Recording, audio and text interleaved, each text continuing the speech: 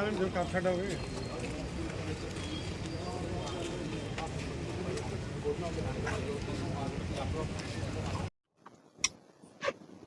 पिछले दिनों कुरुक्षेत्र में आज़ाद नगर के अंदर एक व्यक्ति के घर के बाहर फायरिंग की घटना को अंजाम दिया गया था, जिसके ऊपर पुलिस द्वारा एफआईआर नंबर 400 डेटेड 57/2024 10913084 111(3) 251(2) भारतीय न्याय संहिता के अंदर दर्ज की गई थी पुलिस स्टेशन कृष्णा गेट के अंदर।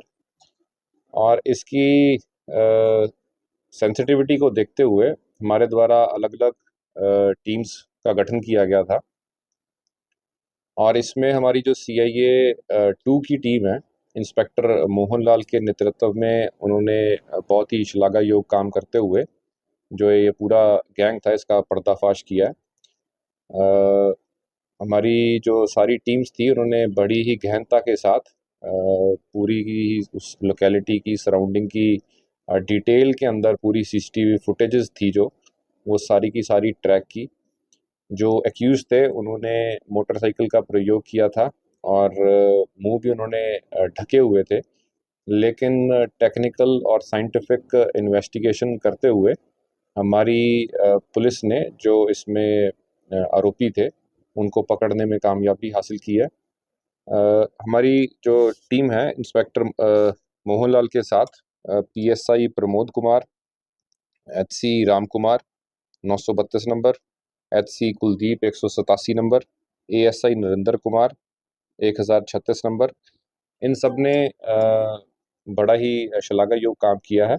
और इसमें जो मेन आरोपी हैं उनकी डिटेल्स इस प्रकार से हैं। शुभम उर्फ साहिल जो कि पुत्र हरदीप जो कि प्रेमनगर असीन रोड कुरुक्षेत्र का ही रहने वाला है।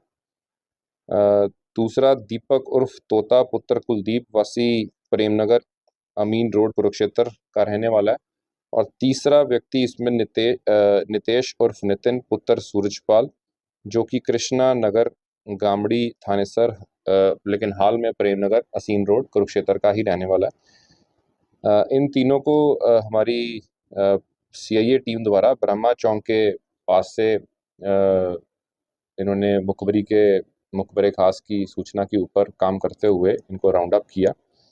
और इनसे जब डिटेल के अंदर पूछताछ की गई तो इन्होंने अपना जुर्म कबूल किया और इन्होंने बताया कि ये पूरी की पूरी जो घटना है उसके अंदर जो प्राइमरीली जो फायरिंग वाला इंसिडेंट था उसमें राहुल जो कि एक अन्य साथी है जो भी भगौड़ा है, और शुभम के द्वारा इस वारदात को अंजाम दिया गया था। और साथी जो इनके दो दूसरे और साथी थे वो वहाँ पे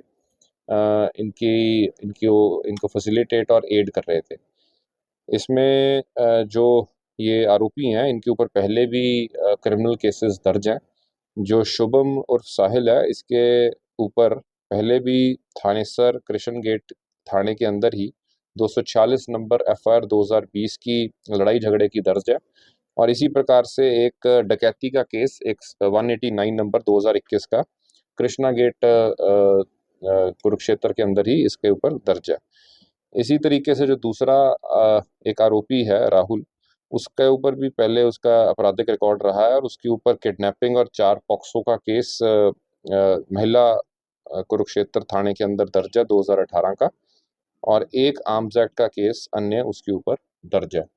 आज इनको आज कोर्ट के अंदर प्रोड्यूस करके इनका फर्दर पुलिस रिमांड इनका लिया जाएगा और गहनता से जांच करते हुए इनसे जो भी इन्होंने वाहन इस्तेमाल किए, जो इन्होंने वेपन्स इस्तेमाल किए और जो अन्य दोषी जिन्होंने इनका साथ दिया, उन सब के ऊपर काम किया जाएगा। और मुझे पूरा उम्मीद है कि हमारी टीम्स जो हैं आगे भी इसी तरीके से जो बाकी एक्यूज्ड हैं उनको जल्दी पकड़ने में कामयाबी हासिल करेंगे।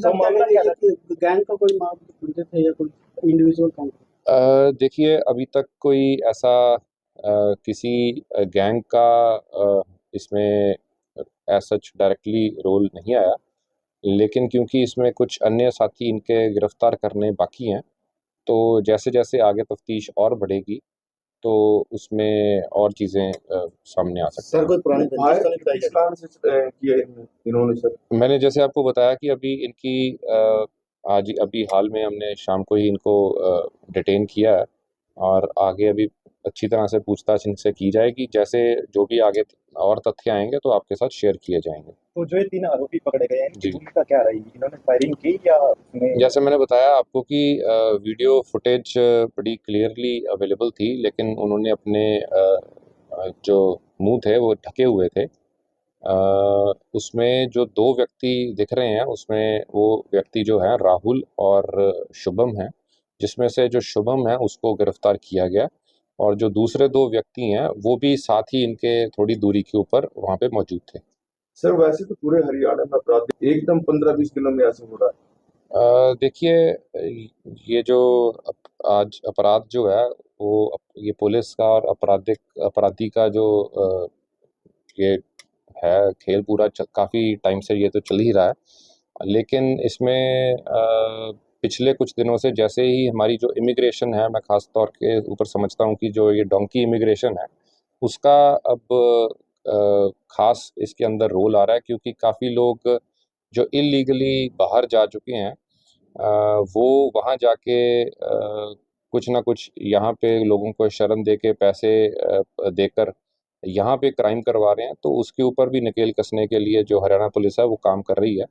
और जैसे यहाँ अभी रिसेंटली ही आपने पढ़ा होगा कि जो एक सुरेंद्र गेहूं का भाई था, जोगिंदर गेहूं, उसको फिलीपींस में डिटेन किया गया। इसी तरीके से पहले भी कुछ ऐसे बड़े बड़े अपराधी रहे हैं जिनको बाहर से दूसरे देश से यहाँ पे डिपोर्ट करवाया गया।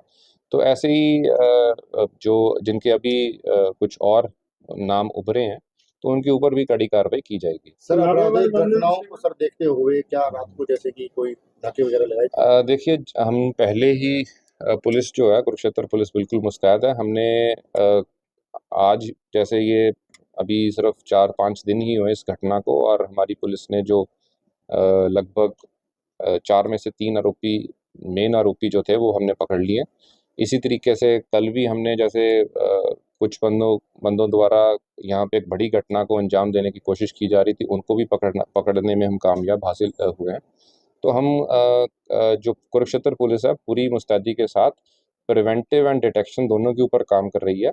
प्रिवेंटिव के अंदर जितने भी यहाँ पे इलीगल एक्टिविटीज़ चल रही हैं, क्योंकि वो इलीगल एक्टिविटीज़ है, चाहे वो गैम्बलिंग है, चाहे एंड नारकोटिक्स हैं, उनका डायरेक्टली क्राइम के साथ रिलेशन रहता है। तो उनके ऊपर भी हमारी धरपकड़ जो है वो तेज़ की जाएगी और जो ख़ास तौर पे जो हमारी पेट्रोलिंग है और हमारी नाकाबंदी की है उसको भी हम इम्प्रूव कर रहे हैं। अभी हमारे द्वारा जो डेली बेसिस के ऊपर नाइट डोमिनेशन, इवनिंग डोमिनेशंस जो हैं पूरे ज़िले भर के अंदर चलाई जा रही हैं और साथ ही हम जो अपने इंटेलिजेंस सोर्सेज़ हैं उसके ऊपर भी और ज़्यादा फोकस कर रहे हैं, ताकि जो भी इस टाइप के व्यक्ति हैं उनको वारदात से पहले ही हम काबू कर पाएँ। नारवा वाले मामले में केस आउट हुआ था। उसके अंदर भी हमारे पास कुछ अहम सबूत हमारे हाथ लगे हैं और मुझे उम्मीद है कि उसको अभी हम जल्दी ही उसका खुलासा करेंगे। सर इसमें जो रंगदारी मांगी गई थी, देखिए जो उसको मतलब कि कॉल वॉइस नोट आया था, वो उसके ऊपर भी पुलिस पूछताछ करेगी। जो आरोपी हमने पकड़े हैं इनका किसके साथ संबंध है। तो मैंने आपको बताया कि इसके अंदर अभी डिटेल के अंदर इसमें पूछताछ होगी। इनके फ़ोन नंबर्स जो हैं वो उनका साइबर फोरेंसिक लैब से उनका पूरा एग्जामिनेशन करवाया जाएगा और उसमें काफ़ी हमें लगता है कि काफ़ी और फर्दर लीड्स मिलेंगी और जो भी इसके अंदर हम पूरी सोर्स तक जाएंगे और जो अकेला किसी का 1% रोल भी होगा तो उसका पूरा उसके ऊपर कार्रवाई की जाएगी। Thank you sir.